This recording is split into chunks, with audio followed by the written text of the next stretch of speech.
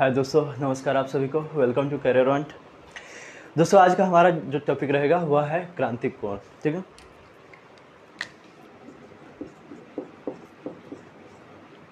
क्रांतिक कोण। ठीक है दोस्तों, इसके पहले हम लोगों ने फिजिक्स में स्नेल के नियम तक देख लिया था। ठीक है, कहाँ तक? स्नेल के नियम तक देख लिया था। और स्नेल का जो नियम अपवर्तनांक वाला होता है, उस अपवर्तनांक में सापेक्ष अपवर्तनांक क्या है, निरपेक्ष अपवर्तनांक क्या है, ये सभी तथ्यों को भी हम लोगों ने देख लिया था। ठीक, और अभी हम लोग पढ़ने जा रहे हैं क्रांतिक कोण। ठीक है दोस्तों, बहुत ही इंपॉर्टेंट है हमारे लिए और बहुत ही इंपॉर्टेंट है आप सभी के भी लिए। ठीक, और दोस्तों यह देखिए, ठीक, यहाँ मैंने आज का टॉपिक लिखा है क्रांतिक कोण, परंतु दोस्तों मैं यहाँ पे आप लोगों से कुछ समझ लूँगा। वह इसलिए, ठीक है, क्योंकि मैं आप लोगों को एक सूचना देना चाहता हूँ कि आप सभी में से यहाँ पे जितने भी बच्चे लाइव देख रहे हैं या मतलब नए हैं इस चैनल पे, वे इस चैनल को सब्सक्राइब करें और बेल आइकन को प्रेस करें ताकि आप लोगों को सारे फ्री वीडियोज मिल सके। ठीक है, और आप लोग उससे लाभान्वित हो सके। और दोस्तों मैं और एक इम्पोर्टेंट सूचना देना चाहता हूँ कि यदि आप लोग करियर वांट नामक ऐप को डाउनलोड करना चाहते हैं, ठीक है, तो आप लोग अब डाउनलोड कर सकते हैं। आपके जो वीडियो है इसके नीचे डिस्क्रिप्शन में आपको इस ऐप का लिंक दे दिया गया होगा। ठीक है, और उसे आप लोग डाउनलोड कर सकते हैं क्योंकि वह बहुत ही इंपॉर्टेंट होगा आपके लिए। क्योंकि जब आप लोग उस ऐप को डाउनलोड कर लेते हैं तो उसमें सभी प्रकार के डेली क्विजेज अपलोड किए जाते हैं। और सबसे महत्वपूर्ण तो यह है कि पर डे का जो डेली करंट अफेयर्स होता है उसका भी डेली क्विज कराया जाता है उसमें। और इसके साथ साथ प्रत्येक वीडियोज़ के जो पीडीएफ फाइल होते हैं वो भी अपलोड कर दिए जाते हैं उसमें। तो वह आपके लिए बेहद इंपॉर्टेंट है, बेहद कामयाब सिद्ध होने वाला है। तो आप लोग उसे ज़रा सा भी इग्नोर मत करिए। चलिए आप लोगों से मैं यहाँ पे ज़्यादा समय नहीं लूँगा। आज का हमारा जो टॉपिक है क्रांतिक कोण, इस पर आते हैं। दोस्तों मैंने पहले ही बताया कि अब बहुत महत्वपूर्ण है हम सभी के लिए, क्योंकि यदि आप किसी कंपटीशन के स्टूडेंट हैं तो क्रांतिक कोण आपके लिए बेहद महत्व रखता है। क्योंकि क्रांतिक कोण का नाम तो लगभग सबने सुना होगा, परंतु जब क्रांतिक कोण को समझने की बात आती है तो यहाँ पे नाम मात्र के ही लड़के मिलते हैं, यानी बहुत कम संख्या हो जाती है। कब? जब क्रांतिक कोण को समझने की बात आती है। तो इसके पीछे क्या कारण है, क्रांतिक कोण में आखिर क्या ऐसी जटिलता है जिसके कारण बच्चे इसको समझ नहीं पाते हैं? तो आइए हम लोग यहाँ पे देखते हैं। दोस्तों हम लोगों ने इसके पहले देख लिया है अपवर्तन के टॉपिक को, और अपवर्तन के टॉपिक को देखते समय में हम लोगों ने एक बात को देखा है कि यदि कोई प्रकाशीय किरण किसी सघन माध्यम से विरल माध्यम में जाती है, जब कोई प्रकाशीय किरण किसी सघन माध्यम से विरल माध्यम में जाती है तो वह अपने वास्तविक पथ से विचलित होती है और जो अभिलंब होता है, ठीक है, जो अभिलंब होता है उससे दूर भागने की कोशिश करती है, यानी अभिलंब से दूर हटती है। तो यहाँ पे दोस्तों देखिए, यहाँ पे जो मैंने सघन माध्यम को दर्शाया है और नीचे में विरल माध्यम को दर्शाया है, तो यहाँ पे एक बात ध्यान में रखिएगा।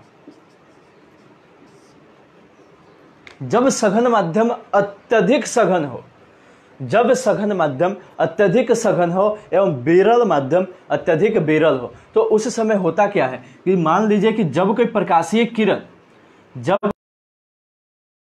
आपतित होती है कम कोण पे, ठीक है, मान लीजिए कि ऐसे तिरछी आपतित होती है कोई प्रकाशीय किरण, ठीक है, कोई प्रकाशीय किरण तिरछी आपतित होती है, तो उस स्थिति में होता क्या है कि जब अत्यधिक सघन माध्यम से विरल माध्यम में कोई करती है तो वहां पे देखिए वह जो है वह अपने वास्तविक मार्ग से विचलित तो होती है, परंतु यहाँ पे उनका विचलन काफी अधिक हो जाता है। क्योंकि जब अत्यधिक सघन माध्यम से अत्यधिक विरल माध्यम में प्रवेश करती है तो उनका जो अपवर्तन है वह काफी अधिक होता है, काफी अधिक मात्रा में वे अपवर्तित होती है, यानी काफी बड़े कोण के साथ वह वहां अपवर्तित होती है। और उस स्थिति में कभी कभी होता क्या है कि उनका जो अपवर्तित किरण है, ठीक है, यानी यहाँ पे जो अपवर्तन कोण होगा, ठीक है, यानी अपवर्तित किरण और अभिलंब के बीच का जो कोण होता है कभी कभी 90 डिग्री का हो जाता है। ठीक है, कभी कभी क्या होता है, 90 डिग्री का हो जाता है। जैसे यहाँ पे देखिए कभी कभी 90 डिग्री का हो जाता है, क्या? अपवर्तन कोण, अर्थात यही जो अपवर्तन कोण है दोनों के बीच का, यह 90 डिग्री हो जाता है। फिर से यहाँ पे ध्यान दीजिए, बहुत महत्वपूर्ण है यह, इसे समझना बेहद आसान भी नहीं है, ठीक है, इसे समझने में बहुत टाइम लगता है। यहाँ पे मैं थोड़े ही समय में आप लोगों को यह समझा देने का प्रयास करता हूँ कि क्रांतिक कोर क्या है। दोस्तों यहाँ पे ध्यान दीजिए, मैंने आप लोगों को बताया था कि जब भी कोई प्रकाशीय किरण किसी सघन माध्यम से विरल माध्यम में प्रवेश करती है तो वह अभिलंब से दूर भागती है, वह अभिलंब से दूर हटती है, ठीक है। अब देखिए यहाँ पे क्या होता है, जब माध्यम अत्यधिक सघन हो और दूसरा माध्यम अत्यधिक विरल हो तो उसमें होगा क्या कि जब कोई प्रकाशीय किरण अत्यधिक सघन माध्यम से अत्यधिक विरल माध्यम में प्रवेश करेगी तो कभी कभी ऐसा सिचुएशन बन जाता है कि अपवर्तन कोण का मान 90 डिग्री हो जाता है। क्या होता है, अपवर्तन कोण का मान 90 डिग्री यानी 90 डिग्री हो जाता है। तो उस स्थिति में वह जो प्रकाशीय किरण है जो कि वहां से अपवर्तित होती है वह अब अपवर्तन की घटना के बाद दूसरे माध्यम में प्रवेश नहीं करती है और न ही अपने माध्यम में पुनः वापस आती है, बल्कि दोनों का जो विभाजक रेखा है उसी पे वह गमन करने लगती है, ठीक है। तो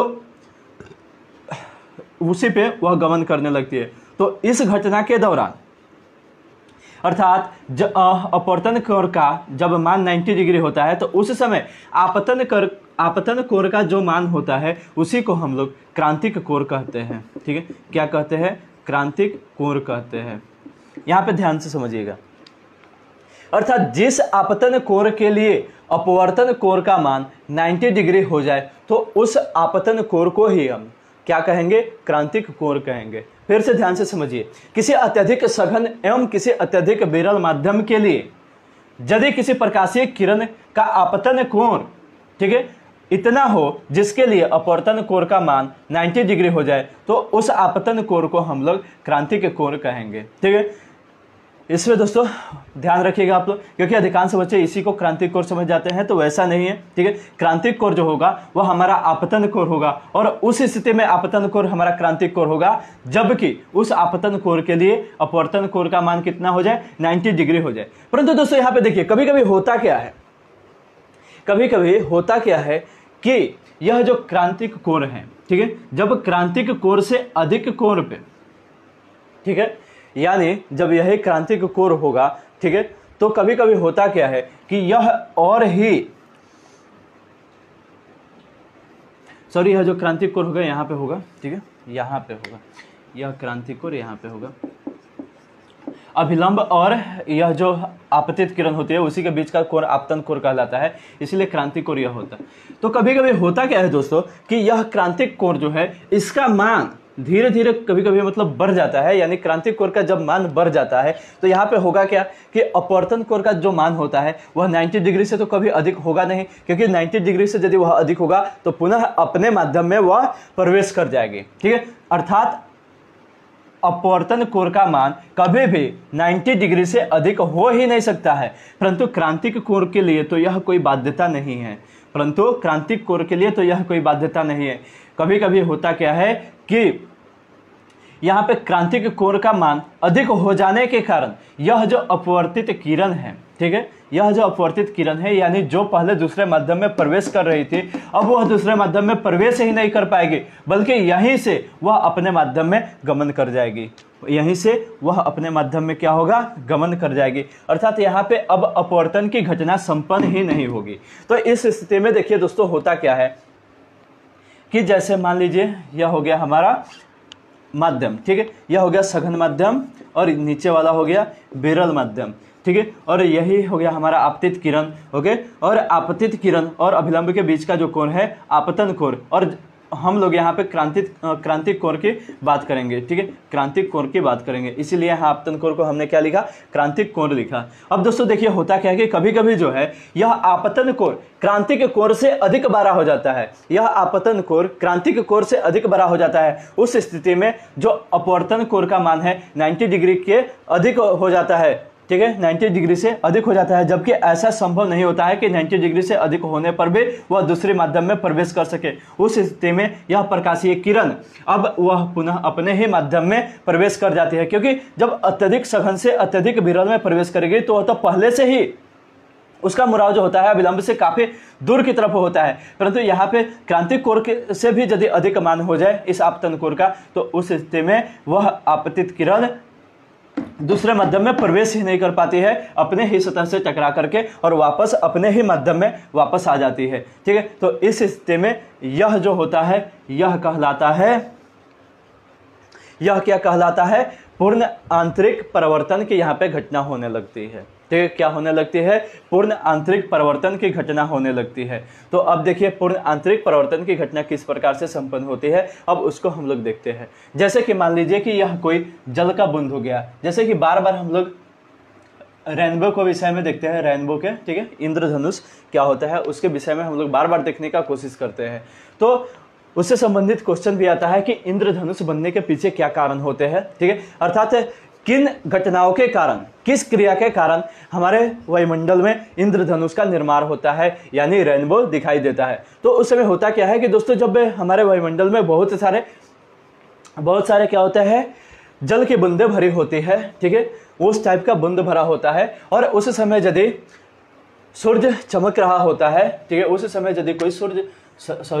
यदि सूर्य चमक रहा होता है और हमारे वायुमंडल में जल के बूंदें भरी होती है, तो होता क्या है कि जब सूर्य के प्रकाश की किरणें उस जल के बूंद पे आपतित होती है, तो यहाँ पे देखिए आपतन के बाद, ठीक है, यहाँ पे आपतित तो हो जाती है, आपतन के बाद क्या होता है कि इस जल की बूंद में बार बार उनका आंतरिक परावर्तन होने लगता है। क्या होने लगता है, बार बार उनका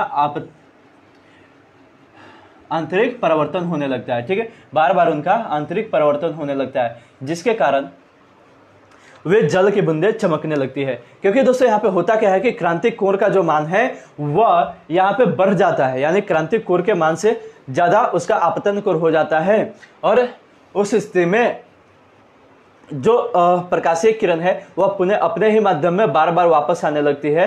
ठीक है, क्या होती है, पुनः अपने ही माध्यम में बार बार वापस आने लगती है, जिसके कारण यहाँ पे पूर्ण आंतरिक परिवर्तन की घटना संपन्न होती है। और इसी पूर्ण आंतरिक परिवर्तन की घटना के ही कारण, ठीक है, इसी पूर्ण आंतरिक परिवर्तन की घटना के ही कारण यह जो जल की बूंद है एक प्रिज्म की भांति कार्य करने लगता है और इससे जो वर्णें निकलती है श्वेत प्रकाश का, यानी सूर्य के प्रकाश का, वह 7 भागों में विभाजित हो जाती है, यानी 7 वर्णों में विभाजित हो जाती है और वही 7 वर्ण हमें इंद्रधनुष के कलर के रूप में दिखाई देता है। ठीक है दोस्तों, तो यहाँ हम लोगों ने जैसे क्रांतिक कोर को समझा, उसके बाद हम लोगों के लिए पूर्ण आंतरिक परिवर्तन की घटना भी समझ में आने लगे, या समझना आसान हो गया। इसके अगले वीडियो में दोस्तों हम लोग देखेंगे कि मरीचिका का निर्माण किस प्रकार से होता है, अर्थात जब हम किसी मरुस्थल में जाते हैं तो किस प्रकार से हमें यह महसूस होता है कि किसी पेड़ के नीचे जल है, क्यों उसका उल्टा प्रतिबिंब बनता है, परंतु हम लोग वहाँ पे जाते हैं तो वहाँ का वास्तविक स्थिति कुछ और ही होता है, वहाँ जल नहीं बल्कि मरुस्थल ही होता है।